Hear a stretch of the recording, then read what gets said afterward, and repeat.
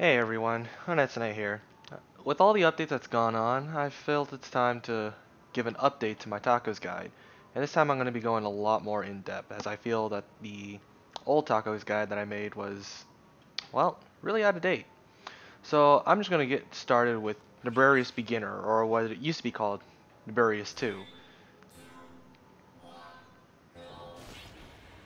Nebrarius 2 is really straightforward, just go down, kill everything. So just to make things faster, I'm using hero, and I'm only on hard, so I can easily just destroy everything. So over there was basically about 4 waves of Nebrarius natives.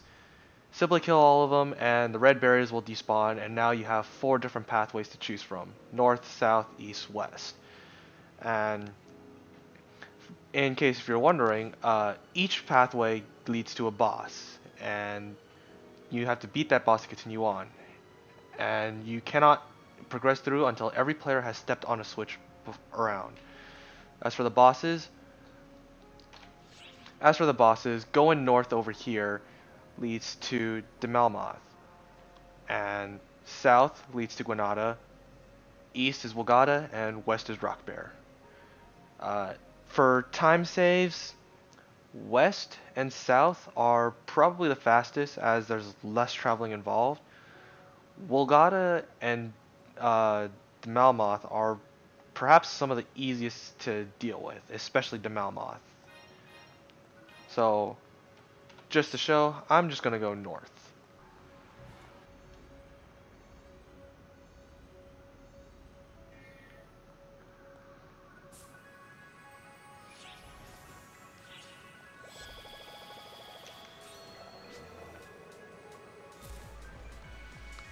You are completely free to ignore all items that appear. So, now in the second area, since I fought Del Malmoth, and you probably may have noticed, I came out here in A3. If you fought Wagata, you would come out in C3. If you fought Granada, then you'd come out C2. And if you come out from Rock Bear, you would be at A2. This is helpful for if you ever run this with a party and one of your party members is kind of like struggling to beat one of the bosses. If you know which boss and which path that they took, then you can just go to that path and just help them out. But regardless of that, just go straight to B2, kill the enemies, and then B1, kill the enemies there. And after that, the barriers will be open.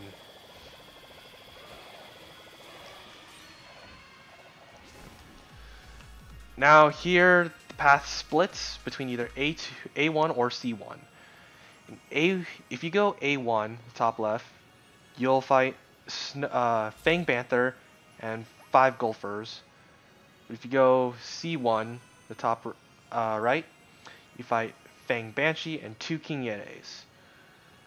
In my recommendation, the top right is the easier and the faster path, as Banshee has slightly less health than compared to Panther, and the King Yetis are not as hard to take down as you would think, because just simply hit their weak points and they go down pretty quickly. The Golfers, you may end up chasing quite a while after killing Panther. And take note that there are 2 switches here, so if you run in a party of 2, you both do not have to split up. But if you go in a party of 3 or more, it's probably advised that your best player, or the one that can do the most damage easily and has like little to no trouble, probably take a path on his own while the 2 lower levels go to the other path. And if needed, the higher level player can just go assist the lower level players. But if it's a 4-on-4 party, try to split evenly with a high level player with a low level player.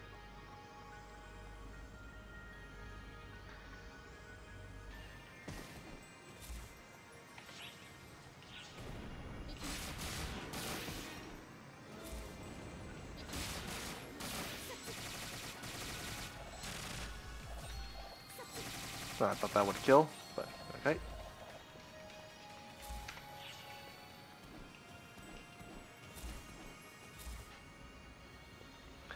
So now we go on to the ruins area, area 5.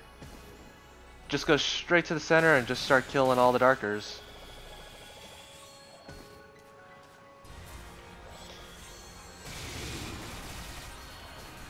If you know where all the darkers spawn, you can simply just try to spawn camp them. Especially if you're fast enough, because if you're not, like say for these Dagashes and Dagashes, if you take too long with them, then the Cyclonendas will spawn.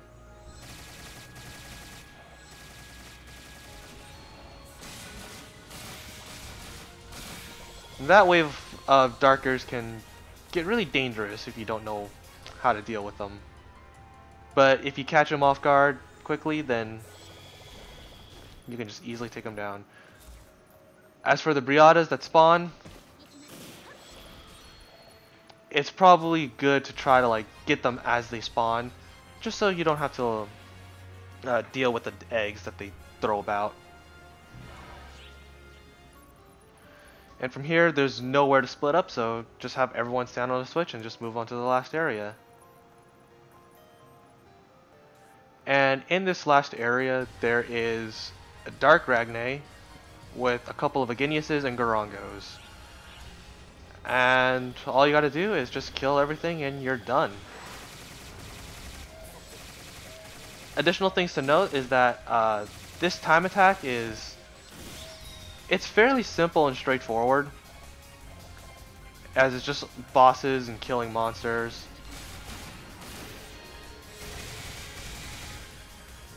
Let me get this counter. There we go. So, and because if you know how to deal with each of the bosses and such, this is a good contender for just doing this on super hard. And most people typically do this on super hard because it is one of the fastest time attacks just to go through.